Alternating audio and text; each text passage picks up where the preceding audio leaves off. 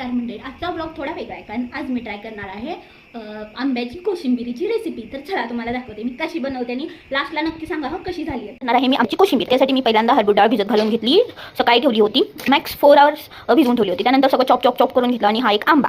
Next process दाखवते थांबा। डाळ, मिरची आणि खोबरं हे सगळं घेऊन हिचं वाटण तयार करणार आहे। खोबरं हे ऑप्शनल आहे, तुम्हाला घ्यायचं असेल तर घ्या, नसेल तर राहू दे।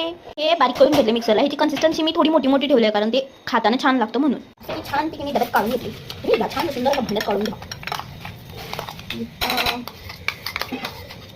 हा आंबा पहिला असा पील करून घ्यायचा म्हणजे जेणेकरून आपल्याला खिसायला सोपा होतो त्यासाठी।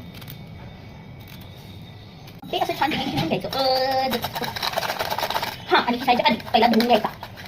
हे सगळं मिक्स करून घ्यायचं, एकजीव करून घ्यायची। कांदा, किसलेला आंबा आणि डाळ भिजवलेली छान एकजीव करून घेतलं की तिथून पुढे छान तडतडून फोडी तयार करून घ्यायची।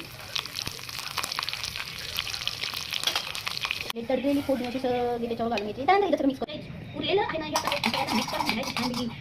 त्याच्यात मस्त आता थोडीशी साखर चवीसाठी आणि थोडंसं मीठ असं घालायचं, असं मस्तपैकी एकजीव करून घ्यायचं। एकजीव झाल्यानंतर थोडंसं दवरे हा काय छान झाले, प्राऊड ऑफ यू उभं करून घ्यायचं आणि घरातल्यांना खाऊ घालायचं। कसं असते माणसानं जेवण करता येऊ न येऊ पण एकच आयटम माणसानं तो त्यातला जेवणातला हिरो बनला पाहिजे।